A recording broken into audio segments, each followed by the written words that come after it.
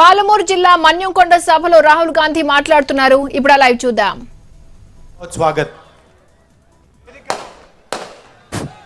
వేదికను అలంకరించిన సీనియర్ కాంగ్రెస్ నాయకులు, ఇక్కడికి విచ్చేసినటువంటి నా కాంగ్రెస్ కార్యకర్తలు, సోదర సోదరీమణులు, ప్రెస్ కి చెందినటువంటి మిత్రులు, మీ అందరికీ నేను ఇక్కడికి సాదరంగా స్వాగతం పలుకుతున్నాను. कुछ दिन से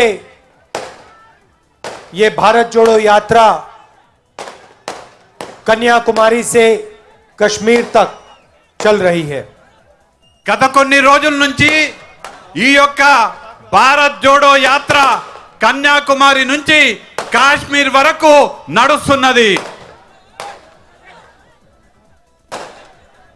सुबह चलना शुरू करते हैं 6 बजे और शाम को 6-7 बजे हम रुकते हैं. ఉదయం 6 గంటలకు ప్రారంభమయ్యే ఈ యాత్ర ప్రతిరోజు సాయంత్రం దాదాపు 6-7 గంటలకు ముగుస్తున్నది. दिन भर हम तेलंगाना की जनता से बात करते हैं, माताओं से, बहनों से, किसानों से, मजदूरों से, छोटे व्यापारियों से, युवाओं से. उनके दिल में जो है उसको हम सुनते हैं. రోజంతా కూడా తెలంగాణలో ఉన్నటువంటి అనేక మందితోటి, లక్షలాది మందితోటి మాట్లాడడం జరుగుతుంది. తెలంగాణలో ఉన్నటువంటి తల్లులతోటి, సోదరీమణులతోటి, సోదరులతోటి, కార్మికులతోటి, రైతులతోటి, యువకులతోటి, విద్యార్థులతోటి అందరితో మాట్లాడి వారి మనసులో ఉన్న, వారి హృదయంలో ఉన్నటువంటి భావాలను అర్థం చేసుకునే ప్రయత్నం చేస్తున్నాము. 7-8 घंटे हम आपकी बात सुनते हैं और अंत में 15 मिनट हम अपनी बात रखते हैं. రోజు కూడా దాదాపు 6-7 గంటలు మీ మాటలు విని చివరగా రోజు 15 నిమిషాలు మాత్రమే నేను మాట్లాడుతున్నాను. भारत जोड़ो यात्रा हमने क्यों शुरू की? ఈ యొక్క భారత్ జోడో యాత్ర మనము ఎందుకు ప్రారంభించినాము? आप सबने देखा होगा कि देश में बीजेपी के लोग, आरएसएस के लोग नफरत और हिंसा फैला रहे हैं. మీరందరూ కూడా చూస్తున్నారు, ఈ దేశంలో భారతీయ జనతా పార్టీ అలానే ఆర్ఎస్ఎస్ మన మధ్యన ద్వేషాన్ని, అలానే మన మధ్యన అహింసని ప్రేరేపిస్తున్నారు. एक भाई को दूसरे भाई से लड़ा रहे हैं. అన్నదమ్ముల మధ్యన పంచాయతీ పెడుతున్నారు, గొడవలు సృష్టిస్తున్నారు. एक तरफ बीजेपी हिंसा फैला रही है, नफरत फैला रही है, और दूसरी तरफ टीआरएस उनका पूरा का पूरा समर्थन कर रही है. ఒక పక్కన భారతీయ జనతా పార్టీ హింసని, ద్వేషాన్ని ప్రేరేపిస్తుంటే మరొక పక్కన టిఆర్ఎస్ పార్టీ భారతీయ జనతా పార్టీకి సంపూర్ణ మద్దతు ప్రకటిస్తున్నది. जो भी बीजेपी चाहती है टीआरएस लोकसभा में, राज्यसभा में कर देती है. భారతీయ జనతా పార్టీ ఏదైతే ఆశిస్తున్నదో అది టిఆర్ఎస్ పార్టీ 2 సభలలో, లోకసభలో, రాజ్యసభలో కూడా చేసి పెడుతున్నది భారతీయ జనతా పార్టీకి. भारत जोड़ो यात्रा का पहला लक्ष्य जो हिंसा और नफरत देश में फैलाई जा रही है, इसके खिलाफ खड़ा होना, इसके खिलाफ आवाज उठाना. ఈ యొక్క భారత్ జోడో యాత్ర మొదటి లక్ష్యం ఏదైతే భారతదేశంలో హింస అలానే ద్వేషాన్ని ప్రేరేపిస్తున్నారో దాన్ని అంతమొందించడానికి, దానికి వ్యతిరేకంగా పోరాడడానికి.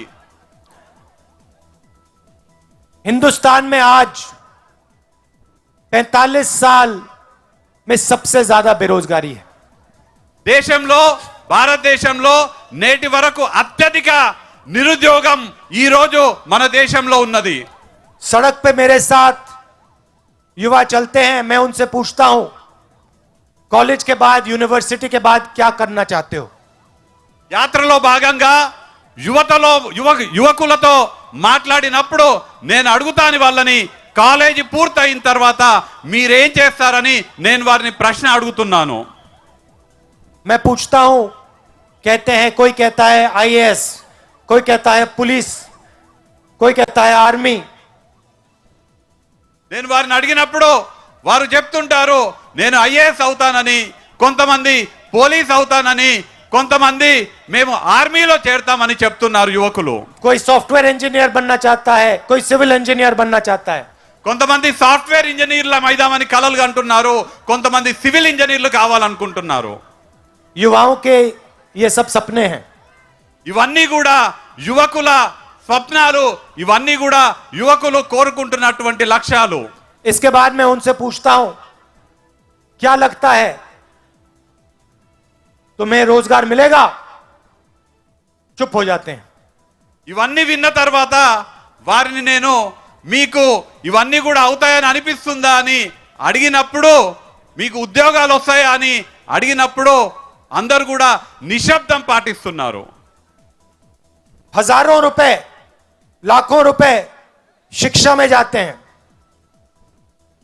వేల రూపాయలు, లక్షల రూపాయలు శిక్ష కోసం ప్రభుత్వాలు వెచ్చిస్తున్నాయి. मगर तेलंगाना के युवा को यह नहीं मालूम कॉलेज, यूनिवर्सिटी, स्कूल के बाद उसे रोजगार मिलेगा या नहीं. కానీ తెలంగాణలో ఉన్నటువంటి యువతకు వాళ్ళ కాలేజ్ అయిపోయిన తర్వాత వారికి ఉద్యోగాలు వస్తాయా రావా అనే విషయం వారికి ఇంకా స్పష్టత లేదు. यहां पे भाइयों और बहनों आपके चीफ मिनिस्टर नहीं हैं, यहां के राजा हैं. ఇక్కడ మన రాష్ట్రంలో మనందరికీ సోదర సోదరీమణులకి ఇక్కడ ముఖ్యమంత్రి లేడు, మన రాష్ట్రంలో ఒక రాజు పాలిస్తున్నాడు. ये इनका एक ही लक्ष्य है, तेलंगाना की जनता से उनकी जमीन, उनका पैसा कैसे लिया जाए.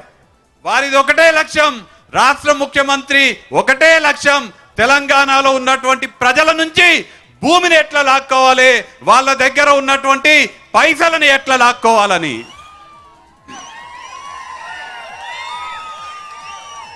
हर शाम चीफ मिनिस्टर भूमि पोर्टल को देखते हैं, धरनी पोर्टल, भूमि ప్రతి पोर्टल. ప్రతి సాయంత్రం ముఖ్యమంత్రి గారు ధరణి పోర్టల్ ని చూస్తారు. किसने क्या खरीदा, ఎవరెవరు ఎక్కడెక్కడ ఏమేం కొన్నారని. उसमें उनको वो भी पता लग जाता है कि उन्होंने कितना खरीदा. దాంట్లో ఆయనకు ఇది కూడా తెలుస్తుంది ఆయన ఏం కొన్నాడు, ఎంత కొన్నాడని. उनकी शाम को पर्सनल रिपोर्ट मिल जाती है. ప్రతి సాయంత్రం కూడా ఒక పర్సనల్ రిపోర్ట్ వారికి వస్తుంది. कहां कहां कहां चीफ मिनिस्टर ने किसकी जमीन हड़पी. ఎక్కడెక్కడ ముఖ్యమంత్రి ఎవరెవరి భూమి లాక్కున్నాడని. आज मैं आदिवासी भाइयों बहनों से मिला. ఇవాళ నేను గిరిజన సోదర సోదరీమణులతోటి కలవడం జరిగింది. दलित भाइयों से मिला. దళిత సోదర సోదరీమణులతో కూడా కలవడం జరిగింది. फॉरेस्ट राइट्स एक्ट में हमने आदिवासियों को जमीन देने की कोशिश की. అటవీ హక్కుల చట్టం ద్వారా మనము మన గిరిజనులకి భూమి పైన హక్కు ఇచ్చే ప్రయత్నం చేసినాము. लाखों लोगों को हमने उनका जमीन का हक दिया. లక్షలాది మంది గిరిజనులకి మనము వారికి భూమి హక్కు ఇవ్వడం జరిగింది. मगर आज तेलंगाना की सरकार दो चीजें कर रही है. కానీ ఇవాళ తెలంగాణ ప్రభుత్వం రెండు విషయాలు చేస్తున్నది. उनकी जमीन छीनने की कोशिश कर रही है వాళ్ళ భూమిని లాక్కునే ప్రయత్నం చేస్తున్నది. और जिनके पास जमीन है उनको उस जमीन पर खेती करने का हक नहीं दे रही है. అలానే ఎవరి దగ్గర అయితే భూమి ఉన్నదో ఆ భూమి పైన వారిని సేద్యం చేయనీయకుండా ప్రయత్నం చేస్తున్నది. दलित भाइयों और बहनों को हमने 25 लाख एकड़ दिलवाए थे. దళిత గిరిజన దళితులకు, దళిత సోదర సోదరీమణులకు మనం 25 లక్షల ఎకరాలు ఇవ్వడం జరిగింది. उसको कैंसिल करने की कोशिश हो रही है. వాటన్నిటిని కూడా రద్దు చేసే ప్రయత్నం ఈ ప్రభుత్వం చేస్తున్నది. जमीन आज तेलंगाना में सबसे बड़ा मुद्दा है. ఇవాళ తెలంగాణ రాష్ట్రంలో అన్నిటికన్నా ముఖ్యమైనటువంటి అంశము భూమి అంశము. और इससे सबसे ज्यादा कष्ट तेलंगाना की जनता को हो रहा है. ఈ విషయంలో అన్నిటికన్నా ఎక్కువ కష్టము తెలంగాణ ప్రజలకు కలుగుతున్నది. हमारी सरकार आएगी तो फॉरेस्ट राइट एक्ट को हम 100% इंप्लीमेंट करके दिखाएंगे. మన ప్రభుత్వం వస్తే అటవీ హక్కుల చట్టాన్ని 100% అమలు చేస్తాము. और जो दलितों को हमने जमीन का वायदा किया था, जो पट्टा दिया, उसका का पूरा हक हम उनको देंगे। అలానే దళితులకు ఏదైతే భూమి పైన హక్కు ఉంటుందో, దళితులకు ఏదైతే భూమి మనము వారికి వాగ్దానం చేసినామో భూమితో పాటు పూర్తి హక్కులు ఇచ్చేటట్టుగా మన ప్రభుత్వం వచ్చిన తర్వాత और చేస్తాం. ये धरनी पोर्टल में जो बेईमानी हो रही है, गलत नाम डाले जा रहे हैं, इसको हम ठीक करेंगे। అలానే ధరణి పోర్టల్లో ఏదైతే అన్యాయం జరుగుతుందో, ఏదైతే తప్పుడు పేర్లు పెడుతున్నారో వీటిని అన్నిటినీ కూడా సరిచేసే బాధ్యత మనం ఖచ్చితంగా తీసుకుంటాము. बेरोजगारी का सबसे बड़ा कारण नोटबंदी और गलत जीएसटी। ఈ రోజు ఉన్నటువంటి నిరుద్యోగానికి ముఖ్యమైనటువంటి కారణం నోట్ల రద్దు, అలానే లోపభూయిష్టమైనటువంటి జీఎస్టీ. आज मैं बुनकरों से मिला, हैंडलूम इंडस्ट्री में जो काम करते हैं उनसे मिला।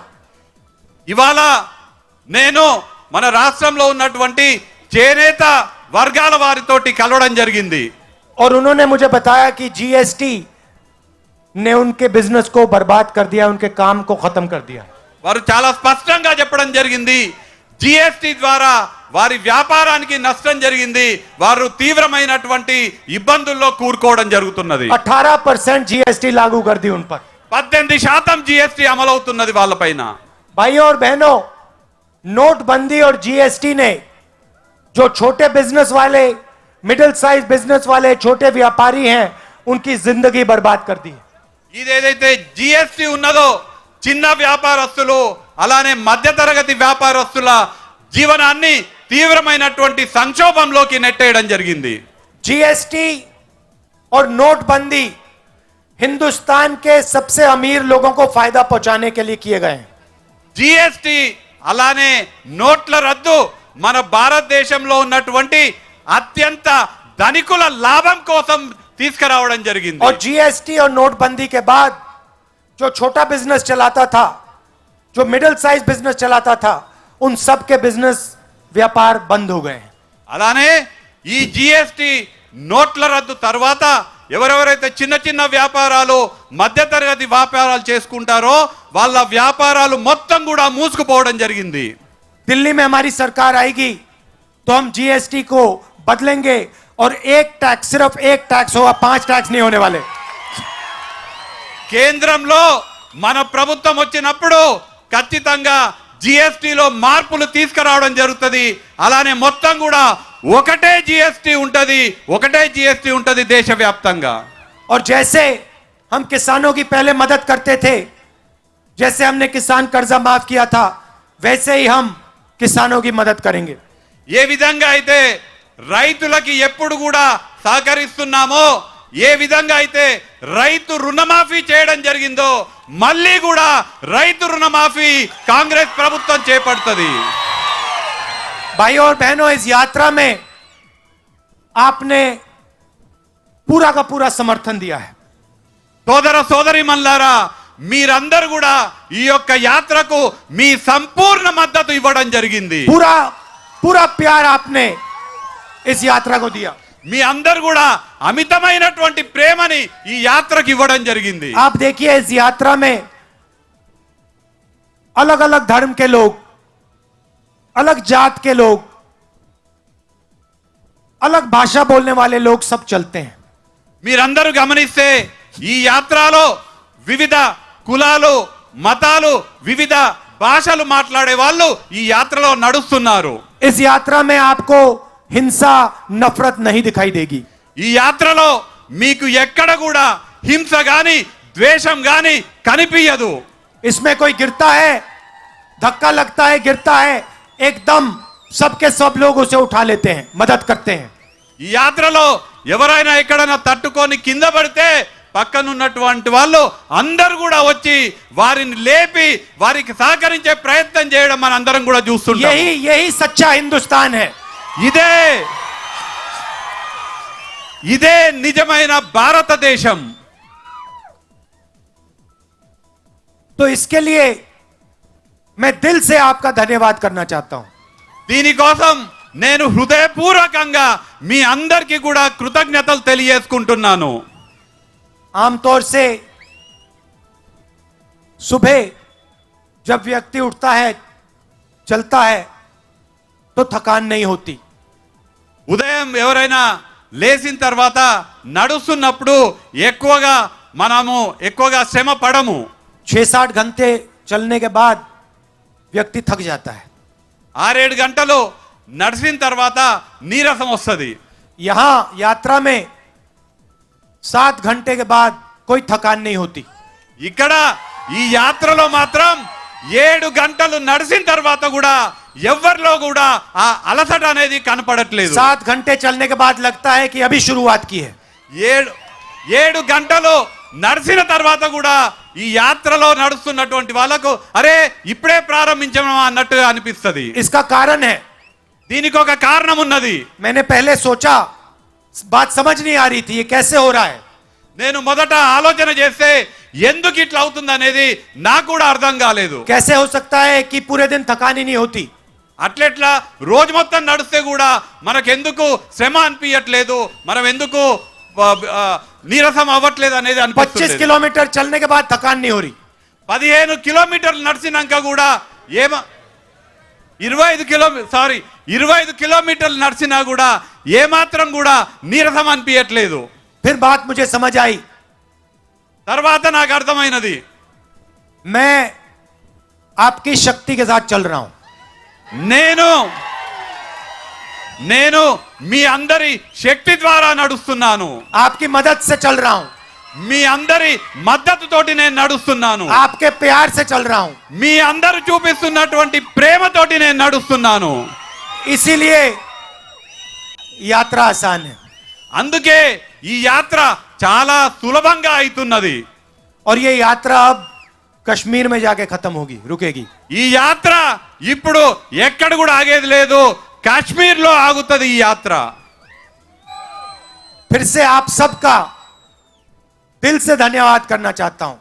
నేను మరొక్కసారి మీ అందరికీ కూడా హృదయపూర్వకంగా కృతజ్ఞతలు తెలియజేసుకోదలుచుకున్నాను. और आपको याद दिलाना चाहता हूं कि बीजेपी और टीआरएस एक साथ काम करते हैं, एक साथ तेलंगाना और हिंदुस्तान के लोगों का फायदा उठाते हैं.